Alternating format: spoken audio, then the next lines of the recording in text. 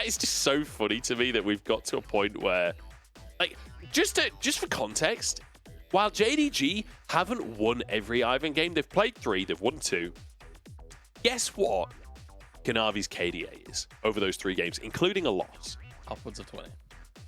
It's 51. Oh, okay, yeah. No, really, it's fine. Kanavi's KDA on Ivan is there's 51. Nothing wrong with that at all. No, it's fine. 51 KDA, yeah, really chill.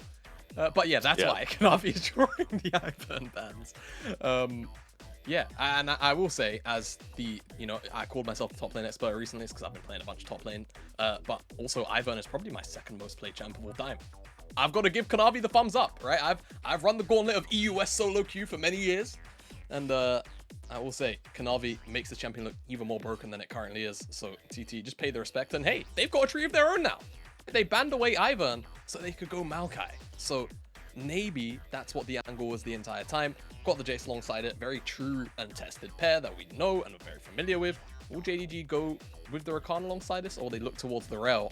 I feel like those are the realistic pairings that are likely to come out from missing here. They forego their jungle and their top, and they look to lock that one in on 4 and 5. And TT, I imagine, will likely look towards Hoya's pick if they want the Cassante, or they'll look at something like the Aphelios 1xn again. Really strong bottom lane here for JDG, and it does give me a little bit of the heebie-jeebies for 1xn and Yao, but the Ziggs going to be locked in just to try and clear waves and keep himself safe down in that bottom side. As a lot of range locked in for TT, like already massive poke composition with 3 champions that are going to do a lot of poke from, like the other end of the. You said, like, you were saying before that Ornn was one of the only champions that can get some of the spells from 2 screens away. Ziggs falls into that category too. Oh yeah, he definitely can, right? Like if you're low and you see that Mega Inferno Bomb icon on the floor, you need to get out of dodge. Especially in the later stages where like you won't even get clipped by the inside, right? You'll get just clipped by the outside and you just lose like 700, 800 HP and like, okay, yeah, that was fine when you're playing a squishy champ.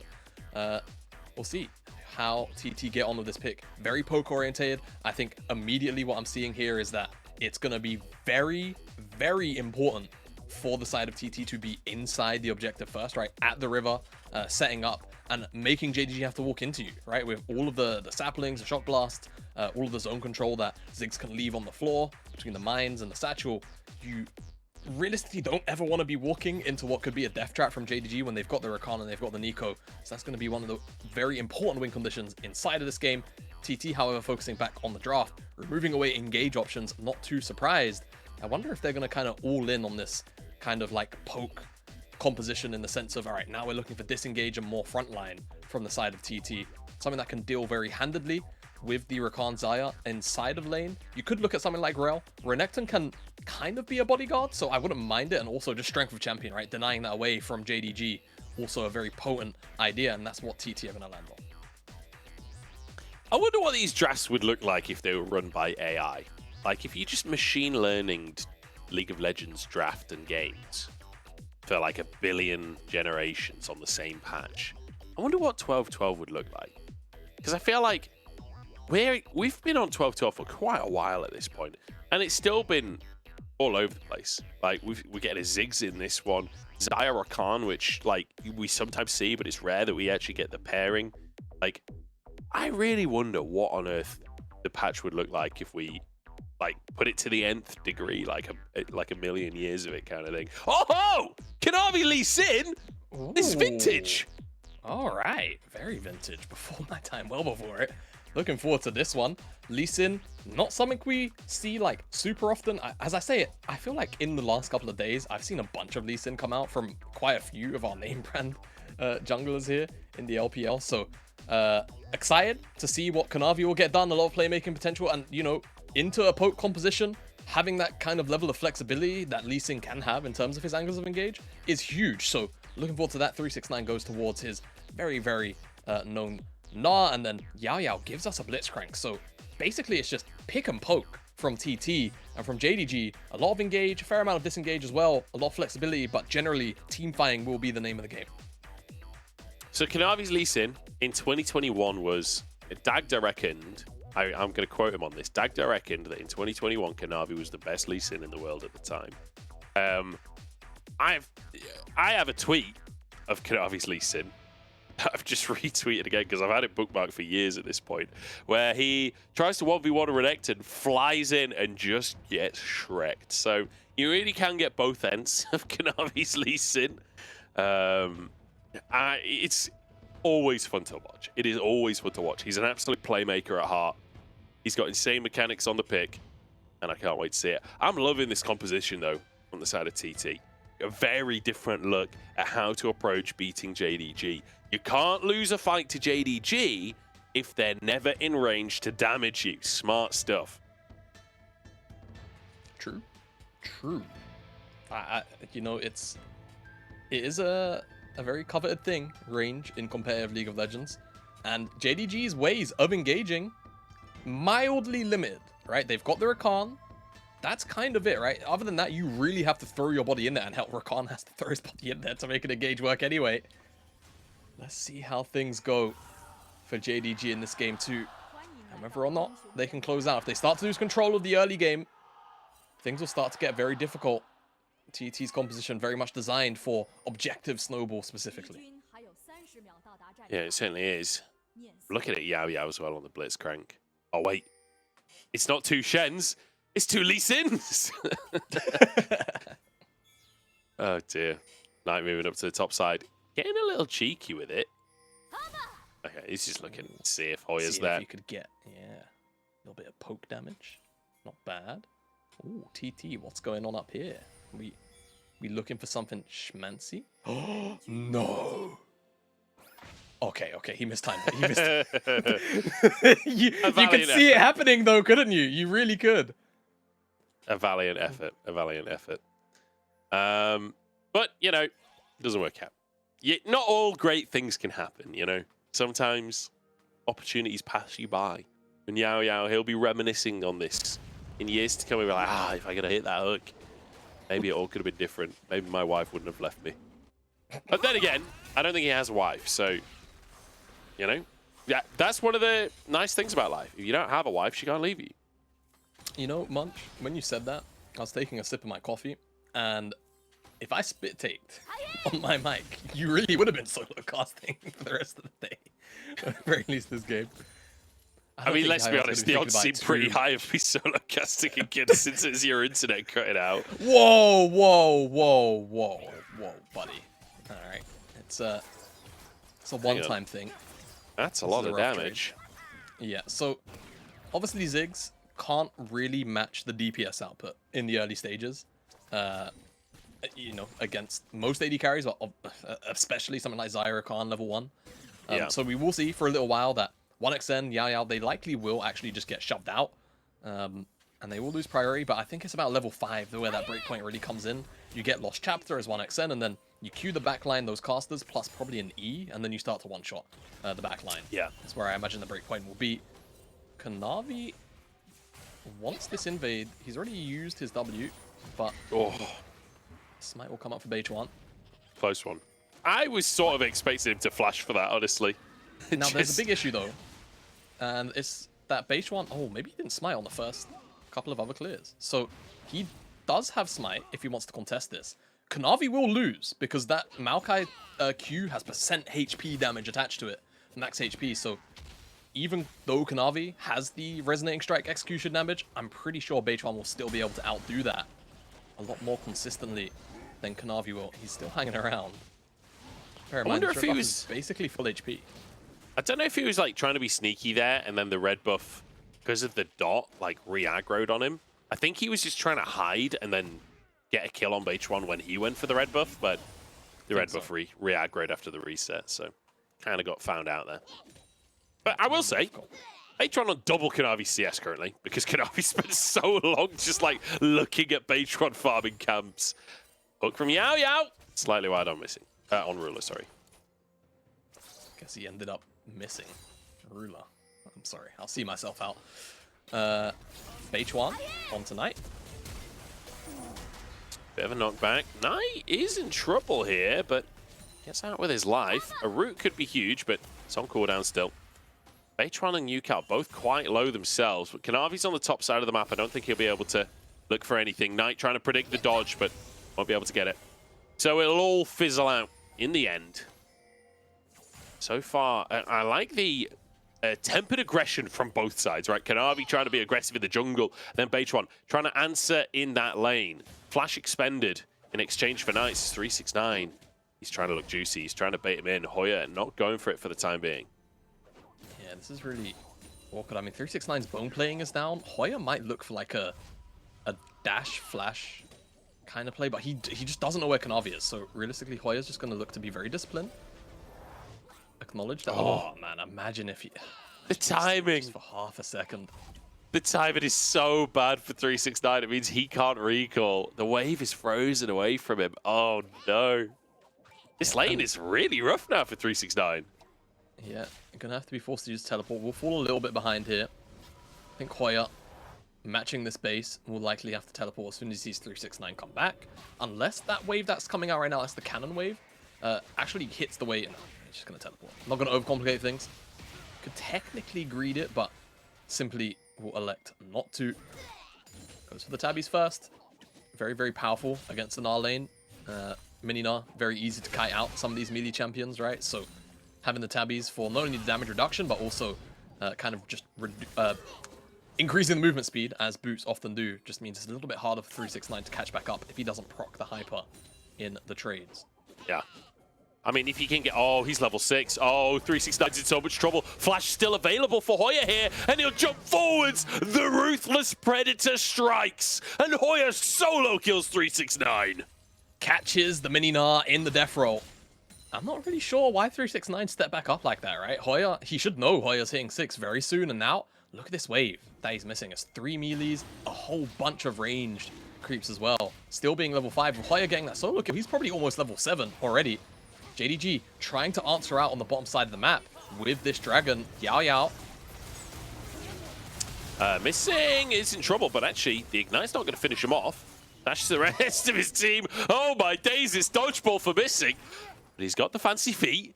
Keeps himself alive. TT, yeah, not the strongest either. Beichuan and Yuyanjia barely getting away. So both teams decide, okay, Drake's no longer on the table. Yeah, all right. So for JDG, feels bad. Top lane gets solo killed, falls behind in CS. They also don't get the dragon, which was technically like their cross-map play to this, right? So let's get a look at how things go here. As, yeah, he just re-engages, and then the minion dies. Yeah, and he just gets wrecked, right? I mean, this is true. So, hit 6. Waits a couple of seconds. He sees him hit 6. Yeah, and he stays here. It's just really strange. I'm not sure. Maybe... I mean, the observers are clicked on Hoya right now, but I wonder if the cannon would have given 369 level 6. And that's what he was kind of, like, trying to bet on. The level up HP and then, like, being able to kite out a bit longer to get Mega. Either way, I feel like it's just really, really overzealous from 369, and Hoya punishes him appropriately. Yep. Absolutely. Shreks him.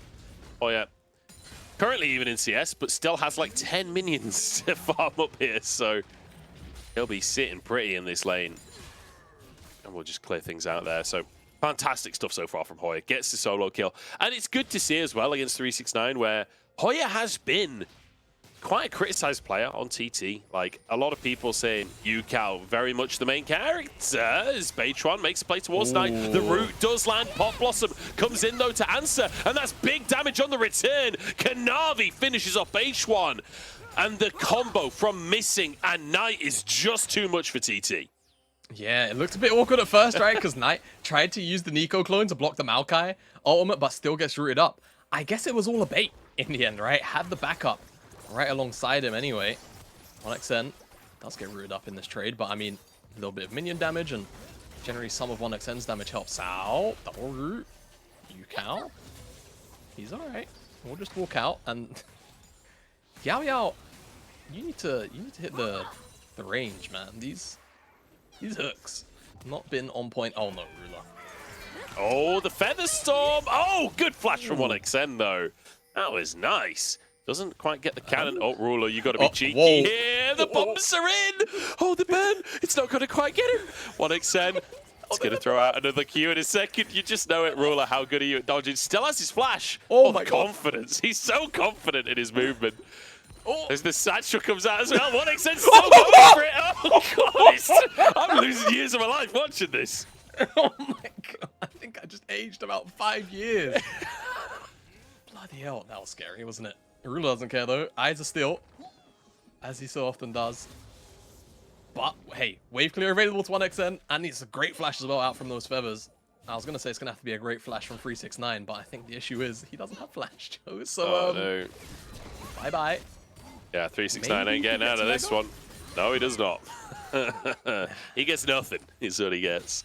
Hoya finishing off a second kill there. Although actually Beichuan got the kill credit in the end. Kanavi's gone in onto this Renekton. Does have... Oh, the Dragon Rage has only just come off a cooldown. Beichuan's going in here. Not sure if he wins that 1v1, actually, to be honest. Feels like he does right now. Getting at least the first half of it. Whoa! Man, the Bramble Smash. Emphasis on the smash. Whoa, Maokai. Damage. Riot. Figure it out, man.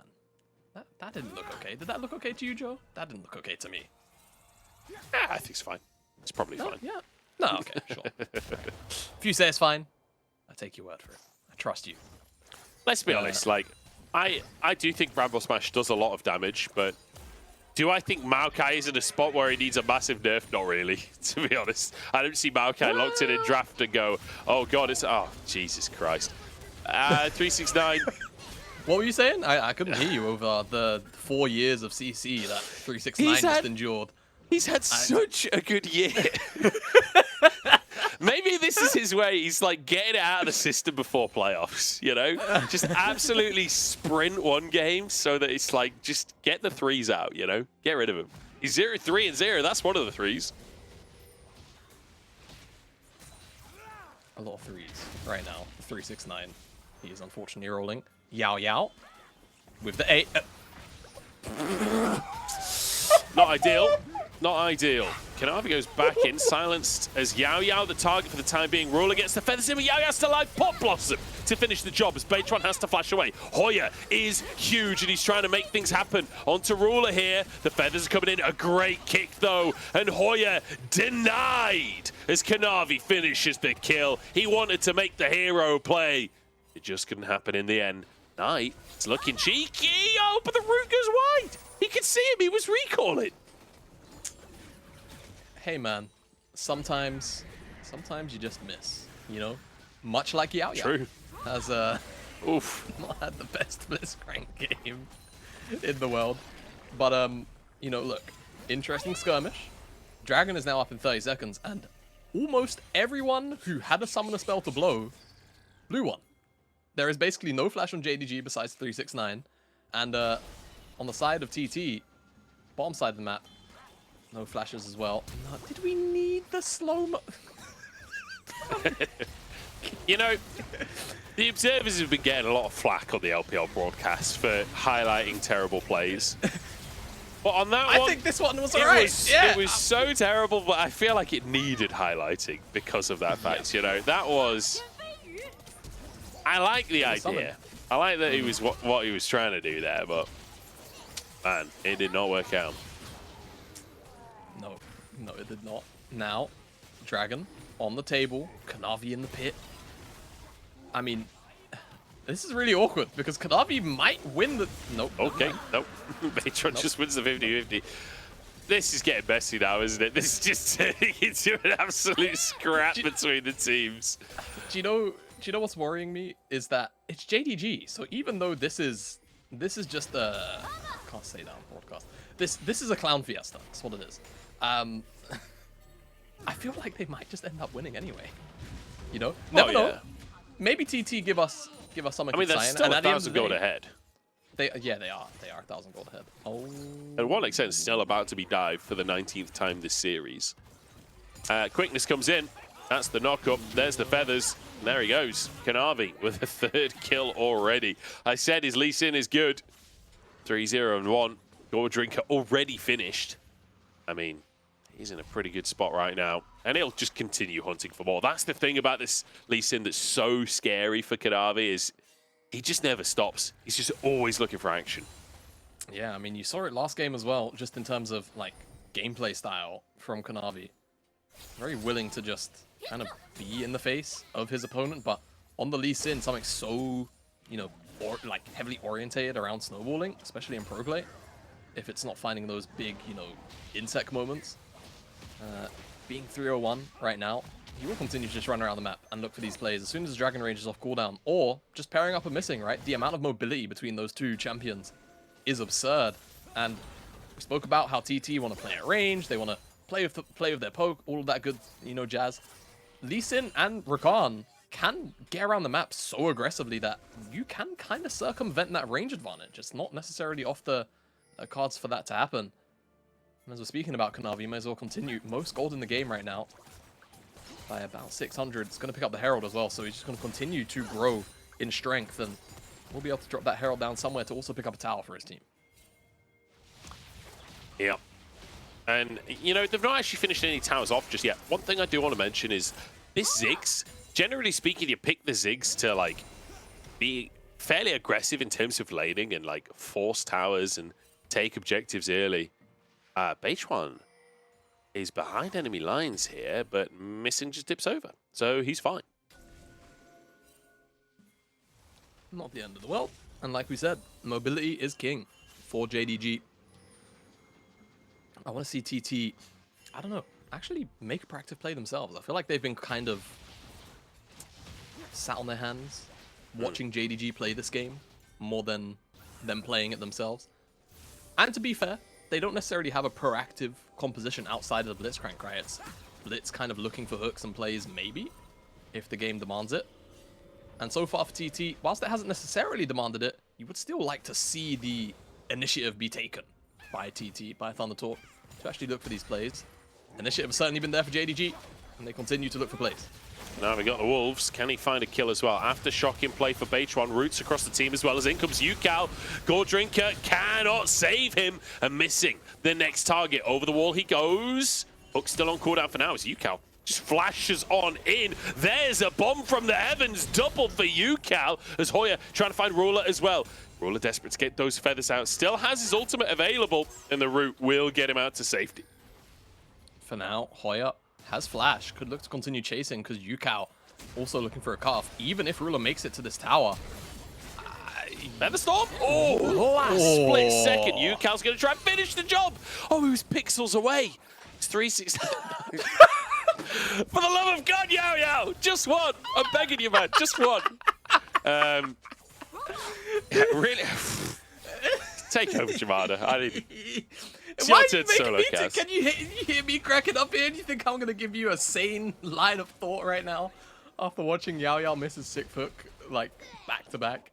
I mean, look, great stuff from TT, right? It's an overreach from JDG, and they gave over Kanavi's shutdown, so a fair amount of gold going into Ucal's back pocket as he picks up 2 kills. It's going to accelerate him towards that Muramana on the Manamunate. Beichuan, I wouldn't say has been baited, as Kanavi doesn't find the resonating strike or the sonic wave. First part. Dragon's up in 20 seconds. Yao Yao, he's on the hunt. Nope, he's not on the hunt. Do you know what the best part about this Blitzcrank is? This game? What? Is that he's got Moby boots, so he runs even faster just to miss the hook. You know, like I feel like there's a bigger level of like, oh man, everyone comedic value. Yeah. Yeah, because like just the Blitzcrank model. Just stopping after running at like 600 MS because of Mobies, just to miss the hook. I don't know, there's something funny about it compared to him just running at like 450 or whatever it is. Yeah. Amped up. It really is. Dragon to tier 1 is going to be the trade here. Could get another charge as well, Joe. TP actually comes out from 1xN to answer the Herald, but I think the Herald's still going to charge. Oh no, it turned around to CS and 1xN's been CS'd instead. Yao Yao, he silenced everyone. Does it matter? Absolutely not. Who needs a Herald when you've got a wave and you've just killed everyone? They'll be able to take a tier 2 in the mid lane here, and Ucal just going to have to settle for a tier 1 in the bottom side in trade. Yeah, I mean, it's all Ucal can really get here. And it feels kind of bad for TT. like you said, hey, Herald turned around, feels good, but then 1xN gets farmed instead. Beichuan, he got his Gromp. He's not going to be chased down. But yeah, JDG still got like every tower on the map, basically, that matters off that sequence. 369, 2 towers on the top side, mid lane still picked up 2 as well. So now the map is really open, and you know how we was talking like no more than 2 or 3 minutes ago about how the gold difference is only like a couple hundred, less than 1,000? It's now almost 5, which feels great. He hit 1, technically. You know, we take those. We absolutely take those. We take what we can get after what has been a very unfortunate game. It's all about the small wins when you're 5k down to JDG at 20 minutes. You know, like the small wins are that's all the wins you're going to get at this point. So you got to take it while you can. I must say, the JDG players have been doing an extremely good job of dodging all of the shock blasts from Ucal as well. Like, I feel like skill shots are just not happening for TT as the all-in is happening for JDG, that's for sure. TT, I mean, the game is actually just going to end. Like, they're being brutalized right here. Like, the speed at which JDG are just annihilating TT is disgusting. Pop Blossom in as Beichuan, he walks away. He actually survives. The bomb comes in, a shield is there. As now a bit of revenge for 369 for what happened during the laning phase. The bombs are flying in to try and protect Hoya, but I think they might just have the damage to finish the job on the Croc, although he gets out. No, he doesn't. Sonic Wave lands. Oh, a hook under the tower. 369 hops back out, and Yaoyao's dead. But hey, he hit the hook. We take those. We take them. All right, 2 for 2, back to back from the. I need to know what is happening on the CM side. I need to know what's happening on the Chinese side. Because I know, like, if the observers hovered in on Yaoyao, I know the Chinese casters are also talking about it as well. He hit 1, finally! I'm sure they're saying. I love as well, like, we just saw the recalls coming on through from Missing and Ruler. And Kanavi recalls on the same spot, like, take me with you guys. they dish off together. He's left alone. You know, I was saying to, I think it was to Hysterics the other day, where, like, I love how, obviously we are the English side of the broadcast, but I love how, like, universal the language of League of Legends technically is, right? Just by, you know, observatory standards sometimes. I feel like this is one of those games. Big disengage kick from Kanavi, but how is he still? He's still like half HP. What? How is he still alive? He's just going in again. Hoya, the target on this one. Yeah. And he just won't stop. Kanavi, just don't stop. Oh yeah, he does. Hoya, Hoya stops him. He's like, all right, enough of that. Enough of that. Cuts him through. JDG actually kind of sent packing on this one. Yeah. It's Yao. This would be a big hook. Oh, God. 369 in the bottom side of the plate. As Knight over the wall, goes wide. Everything's going wide. Missing comes in. Ruler does have some DPS, and Beichuan will be the target of it. It's TT. Now in a 4v4. Knight trying to close the gap once again. 369 almost Meganar. Whew. You know, this has been a game of League of Legends, Jamada. Munch, I feel like we're taking the mick out of Yaoyao. But what happens when he hooks Ruler and he just gets insta-give? What do we do then? Like, do we just forgive him for, like, the, I don't know, what hook rate, like 12th hook now? Or something like that? Which is just, like, flown wayward? How do we, you know, what as far as I'm concerned, I'm willing to put Yaoyao in the conversation of greatest player of all time if he can make that happen. Okay. If he can hook his way to this being a win for TT, he's up there with, like, Faker and Rookie for me, Ruler, you know? So there's a lot on the line here, Yaoyao. You can make it in with the greats. Just a few good hooks this game. You know what? Before these guys inevitably start fighting again, because there's a dragon in a couple of seconds' time, who is your personal League of Legends GOAT? As far as, you know, just as long as you've been watching pro play, like, who is it for you? It depends if you mean, like, consistency or individual peak. We'll take both. If you've got 2 answers, we'll hear it. Individual peak, I actually think is Mata. Mata in 2014. Ooh, yeah. Literal god of the game. Literal god of the game. I mean, he changed how the support role fundamentally worked. Like, people started taking after Mata. just because of how he played support back in They 2014. literally had to nerf vision because of what Mata did to the game. In terms of consistency, I actually don't think that there's a solid argument for anyone currently. I think these next couple of years are going to decide that, because like obviously Faker is a big part of the conversation. Rookie is sort of part of the conversation, but hasn't actually been able to really make it to internationals much over the last few years.